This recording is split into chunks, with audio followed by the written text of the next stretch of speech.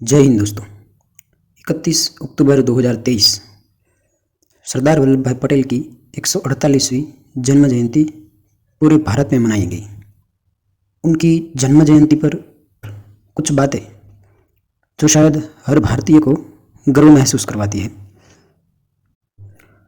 और सरदार वल्लभ भाई पटेल के महान व्यक्तित्व को अच्छे से जानकर उनके विचारों को अपने जीवन में उतारने की कोशिश करें। आइए जानते हैं सरदार वल्लभ भाई पटेल के बारे में कुछ रोचक बातें। दोस्तों, लगभग ज़्यादातर लोगों को पता ही होगा कि सरदार वल्लभ भाई पटेल का जन्म 31 अक्टूबर 1875 को गुजरात के खेड़ा जिले में हुआ था। दोस्तों, गुजरात के किसान परिवार में जन्म और लौह पुरुष कहलाने वाले सरदार वल्लभ भाई पटेल अगर नहीं होते तो भारत की छवि कुछ और होती। दोस्तों, कुछ लोगों ने तो यहाँ तक कह दिया कि अगर वल्लभ भाई नहीं होते तो हमें अपने ही भारत में अरुणाचल प्रदेश से गुजरात और कश्मीर से कन्याकुमारी तक जाने के लिए लगभग 8 से 10 बार वीज़ा लेना पड़ता।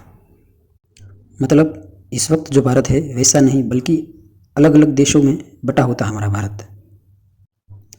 दोस्तों, वैसे तो वल्लभ भाई पटेल के बारे में बोलने या लिखने लगे तो कई दिन चले जाए, पर उनका वर्णन ख़त्म ही नहीं हो सकता। लेकिन फिर भी उनके जीवन के कुछ किस्से हम आपके सामने रखते हैं। दोस्तों, क्या आपको पता है वल्लभ भाई ने अपनी 10वीं कक्षा की पढ़ाई 22 साल की उम्र में पूरी की थी। परिवार की आर्थिक परिस्थिति थोड़ी तंग होने के कारण कॉलेज जाने की बजाय अपने आप ही तैयारी करते थे, लेकिन फिर भी अच्छे अंक प्राप्त किए।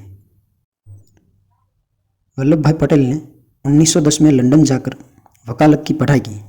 ये तो आप सब जानते हैं, लेकिन क्या आपको पता है असल में वल्लभ भाई 1905 में लंदन जाने वाले थे, लेकिन पोस्टमैन ने उनका पासपोर्ट और टिकट उनके बड़े भाई विट्ठल भाई पटेल को सौंप दिया।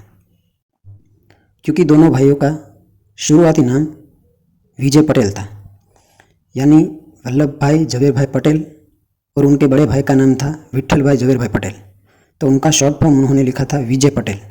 तो ऐसे में पोस्टमैन ने उनके सारे कागज उनके बड़े भाई विट्ठल भाई को दे दिए। तो दोस्तों, ऐसे में सरदार वल्लभ भाई पटेल के भाई विट्ठल भाई पटेल ने लंदन जाकर वकालत की पढ़ाई करने की इच्छा व्यक्त की।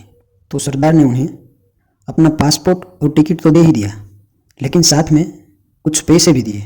इतने दिलेर थे हमारे सरदार वल्लभ भाई पटेल। इस बात से उनकी उदारता और भाई के प्रति स्नेह का परिचय होता है। दोस्तों, बाद में 1910 में वो लंदन गए और 1913 में लंदन से वकालत की पढ़ाई के बाद अहमदाबाद आकर उन्होंने वकालत शुरू की और वे जल्द ही एक प्रभावशाली वकील के रूप में लोकप्रिय होने लगे थे। लेकिन ऐसा कहा जाता है कि शुरुआत में सरदार को गांधी जी पसंद नहीं थे, क्योंकि सरदार का कहना था कि अपने कपड़े धोना या अपने बाथरूम खुद साफ करना या फिर ब्रह्मचर्य का पालन करने से कोई आज़ादी थोड़ी मिलती है, आज़ादी के लिए लड़ना पड़ता है। ये सरदार वल्लभ भाई पटेल का मानना था। लेकिन साल 1917 में चंपारण सत्याग्रह के दौरान वो गांधी जी से प्रभावित होने लगे और बाद में उसी साल उनकी मुलाकात गांधी जी से मुंबई में बॉम्बे प्रेसिडेंसी के पॉलिटिकल कॉन्फ्रेंस में आए, तब उनसे गांधी जी की मुलाकात हुई और तब गांधी जी ने अंग्रेज़ों का जो प्रस्ताव था उनके प्रति वफादार रहने का, वो अंग्रेज़ों का प्रस्ताव गांधी जी ने सबके सामने फाड़ दिया। तो उस वक्त से वल्लभ भाई गांधी जी से और ज़्यादा प्रभावित हुए और बाद में गांधी जी से प्रभावित होकर उन्होंने कोट टाई और विदेशी पहरवेश को छोड़ दिया और अपनाया अपना स्वदेशी और पूरे जोर से लग गए भारत को आज़ाद करवाने के काम में। उनकी राजनीतिक बुद्धि क्षमता की बात करें तो उन्होंने साम दाम दंड भेद इन सब का इस्तेमाल करके भारत को एकत्रित किया। जहां हैदराबाद, राजस्थान, कश्मीर, जूनागढ़, इन सब राज्यों को उन्होंने अपने कठिन तेवर दिखाकर भारत में शामिल किया, वही बाकी राज्यों को समझा बुझलाकर भारत में शामिल होने के लिए राजी कर लिया। इनमें सबसे पहले था गुजरात का भावनगर, जिसने भारत में सबसे पहले विलीनीकरण किया। सरदार वल्लभ भाई के बारे में अगर लिखने या बोलने जाए तो महीने भी कम पड़ सकते हैं, लेकिन ये ज़रूर कह सकते हैं कि आज भारत एक है तो वो सरदार की वजह से। जूनागढ़, कश्मीर, हैदराबाद ये सब भारत में है तो वजह है सरदार वल्लभ भाई पटेल। सोमनाथ मंदिर का जीर्णोद्धार भी सरदार वल्लभ भाई पटेल की वजह से ही हुआ।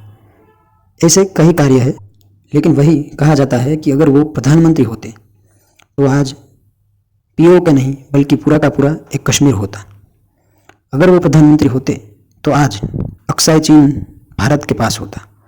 अगर वो प्रधानमंत्री होते तो शायद चीन आज यूएन का कायमी सभ्य नहीं होता। और अगर वो हमारे पहले प्रधानमंत्री होते तो हमारे भारत को यूनाइटेड नेशंस में कायमी सभ्य के तौर पर स्थान मिल जाता। लेकिन उन्होंने हमारे देश के बारे में सोचा, ना कि अपने बारे में। अगर खुद के बारे में सोचते तो पहले प्रधानमंत्री वो होते, पर उन्होंने गांधी जी की आज्ञा का सम्मान किया और हर वक्त नेहरू का साथ दिया, क्योंकि बात देश को एक करने की थी, ना कि अपने आप को ऊंचा दिखाने की। ऐसे महान देशभक्त के पास ना तो खुद का मकान था और ना ही अंतिम समय में अपनी मृत्यु के वक्त जरूरत के पैसे। दोस्तों, अगर आज की राजनीतिक व्यवस्था को देखें और आज के नेताओं को देखें तो आपको विश्वास नहीं होगा कि सरदार वल्लभ भाई पटेल की मृत्यु के समय उनके बैंक के खाते में सिर्फ 260 रुपये थे। वही अगर आज के राजनेताओं को देखें तो तस्वीर कुछ अलग ही देखने को मिलती है। लाखों की सैलरी, गाड़ी, बंगला, सब कुछ है, लेकिन फिर भी भ्रष्टाचार तो अलग से चल ही रहा है। वही सरदार वल्लभ भाई पटेल के व्यक्तित्व को देखें तो हमें देश के लिए एक समर्पित और बलिदान कैसे किया जाता है वो सीखने को मिलता है। ऐसे महान थे हमारे सरदार। हमने आगे कहा वैसे सरदार की बातें इतनी हैं जिनका वर्णन करने में बहुत समय चाहिए, लेकिन देश की चिंता और लंबी बीमारी के चलते दिल का दौरा पड़ने से उनकी मृत्यु होती है। मुंबई के बिरला हाउस में उन्होंने अपने अंतिम दिन बिताए और तारीख 15 दिसंबर 1950 को एक सरदार युग का अंत हुआ और भारत माता के एक वीर और निष्ठावान सपूत ने देश सेवा में अपने प्राण न्यौछावर कर दिए।